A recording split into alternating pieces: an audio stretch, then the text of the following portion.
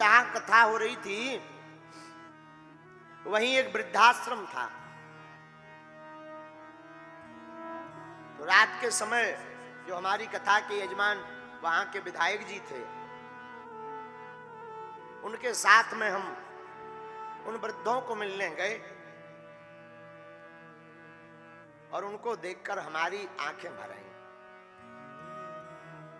हमने जब उन माता जी इनसे पूछा, माँ कहाँ की हो? तो बोले पंडित जी, गुरु जी, हम यहीं दमोह के निवासी। और एक माता जी की बात सुनकर के तो हमारी आंख भर पड़ी। हमने कहा, आपके बच्चे कहाँ रहते? यहीं रहते हैं। अच्छा, आपसे पूछते हैं, नन्हे से बालक के को छोड़कर क्या कोई मां दूर रह सकती है? बोलिए।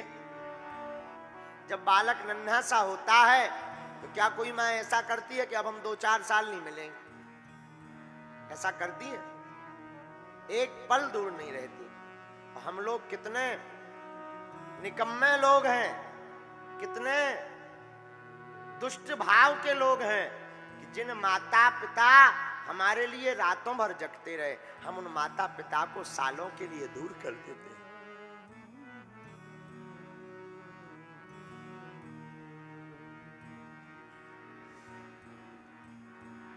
एक गांव में एक मास्टर रहते थे।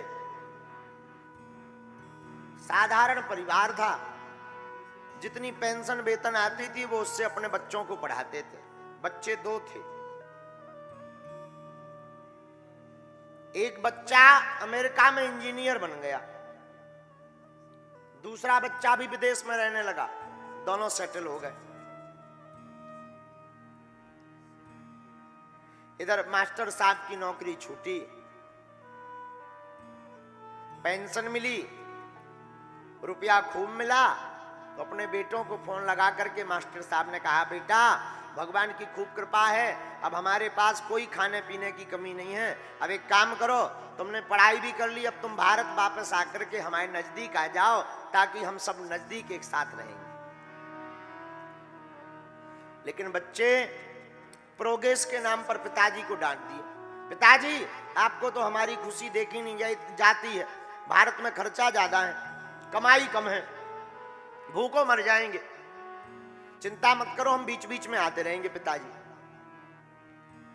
अब बेचारे पंडित जी मास्टर साहब क्या बोले। धीरे धीरे दिन बीता, दोनों बच्चों ने मना कर दिया आने से। मास्टर साहब की पत्नी की तबीयत खराब रहने लगी। फोन लगाया, बेटा तेरी मां को लकवा लग गया, बीमार है, आ जाओ। तो अमेरिका से बालक फोन पे बोलता है, मां पिताजी हम आएंगे तो 3-4 लाख रुपया बर्बाद होगा और यहां काम भी छूट जाएगा। एक काम करो, हम कुछ रुपया भेज देते हैं, बढ़िया डॉक्टर के पास जाकर दवाई करवा लेंगे।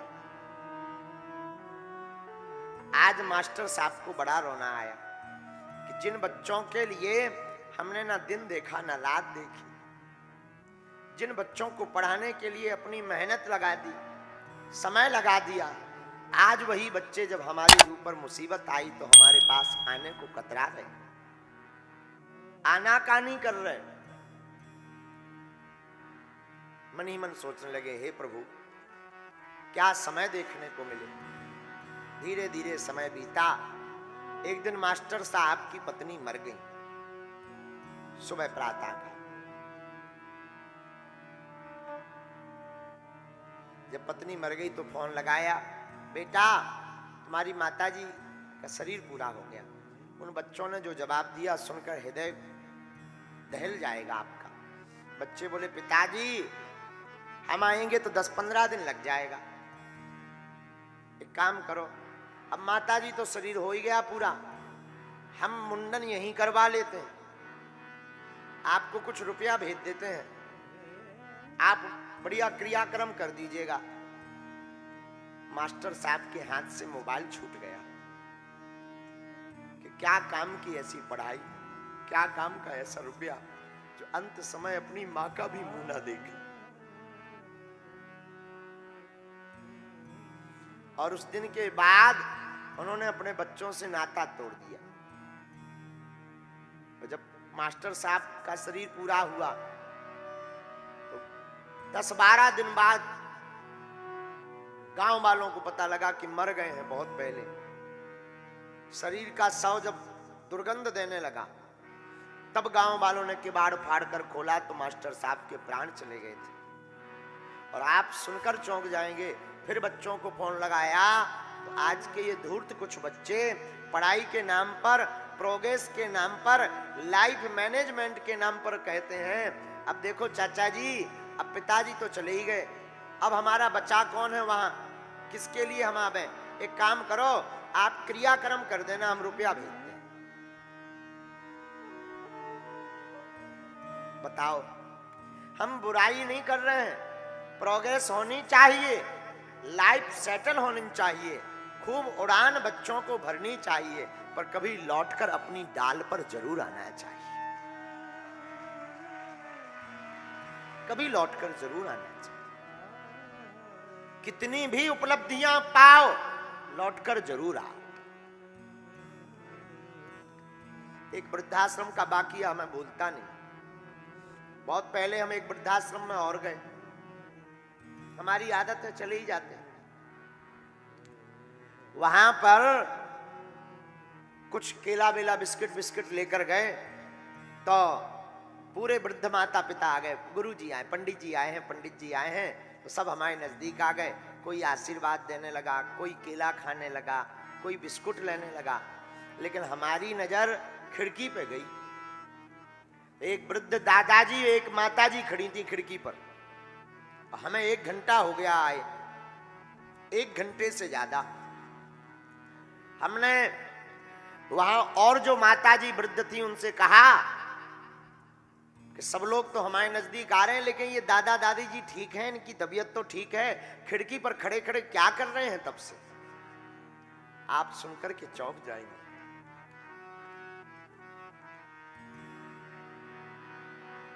एक माताजी बोली, पंडित जी दरअसल उस खिड़की से इनके पुत्र का मकान दिखाई देता है और ये अपने पोतों से इतना प्रेम करते हैं, इतना प्रेम करते हैं कि जब वो स्कूल जाता है तो उसको देखने के लिए और स्कूल से वापस आते समय देखने के लिए दिन भर खिड़की पर खड़े रहते हैं।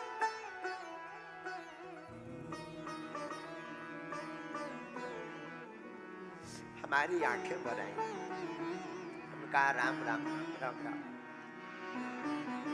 क्या बीतती होगी इन पर।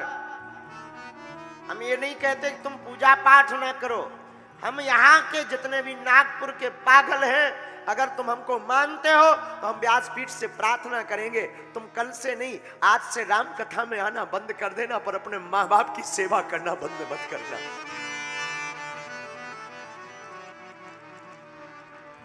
आज से ही राम कथा में आना बंद कर देना। माता पिता इस धरती के भगवान है, माता पिता गुरु यही त्रिदेव है। कभी मां की ममता से पूछना जिसने तुम्हारे लिए रातों भर रातें खोई हो, 9 महीना कोख में पाला हो, उस मां से पूछना जो तुम्हारी उन्नति के लिए दिन रात ईश्वर से कामना करती है। उस मां से पूछना जो तुम्हारे भले के लिए कितने देवताओं को नहीं मनाती। कभी उस मां के पास जाना, उस मां के लिए अनुभव करना। तुम बीमार पड़ जाओ तो मां बीमार पड़ जाती थी, बीमार तुम पड़े भोजन करना मां बंद कर देती। कभी उस मां से पूछना जो तुम्हारी बीमारी में लाखों देवताओं को एक साथ मना लेती है कि हे हनुमान जी, हे शंकर जी, हमारी बेटी हमारा बेटा ठीक हो जाए। संसार में एक मां ऐसी होती है और कोई नाता नहीं दूजा होता है। हम बिल्कुल दावे के साथ कहते हैं एक मां का नाता ऐसा होता है, बेटी या बेटा बीमार होने पर जो ईश्वर से प्रार्थना करती है कि हमारी चाहे तबीयत खराब हो जाए पर हमारी बिटिया बेटा ठीक हो जाए।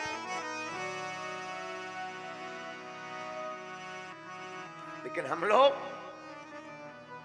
इतने निकम्मे हैं, माता पिता को ही त्याग करके, माता पिता से दूर रह करके ही खुश रहते। आज भी हमारी माता जी, अब यहाँ लगभग हम 600 किलोमीटर दूर तो बैठे ही हैं,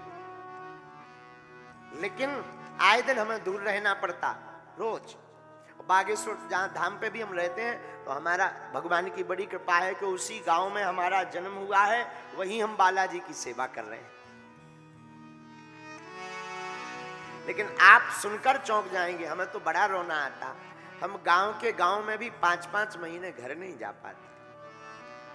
बागेश्वर धाम पर रहते हैं, लेकिन धन्य है माँ की ममता। हमारी माता जी आज भी पैदल चल करके रोज आती हैं। एक दिन 2 दिन छोड़ करके तो आती ही आती हैं। उसमें कभी कड़ी, कभी कुछ घर से बनाकर आएंगी, और हम जैसे ही कथा करके जाएंगे तुरंत वो कुछ ना कुछ बना के लाए, ले बेटा खा ले। और एक बड़े राज की बात, कथा करके जावे, और अद्भुत बात है, हम दुनिया को बागेश्वर बालाजी के नाम से नजर उतारते हैं। हमारी माताजी जब भी हम कथा करके जावे, सोई नमक मिर्चा और वो आटा का वो भूसी मिला करके आकर के एकदम उतारा कर जाती। आज भी ये माँ की ममता है।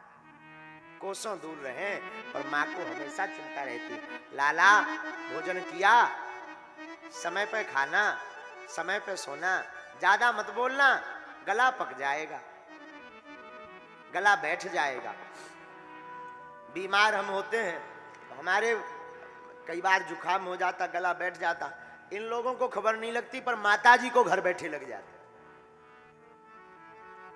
क्योंकि वो हृदय के करीब रहती।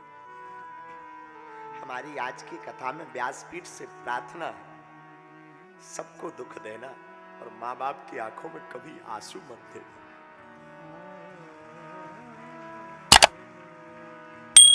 माँ ममता की मूर्ति है, माँ इस संसार की करुणा है। इसलिए हमारी प्रार्थना है, माँ का कभी दिल मत दुखा, कभी दिल मत दुखा, कभी दिल मत दुखा। माँ की आज्ञा को खूब मानो। हमारे बुंदेली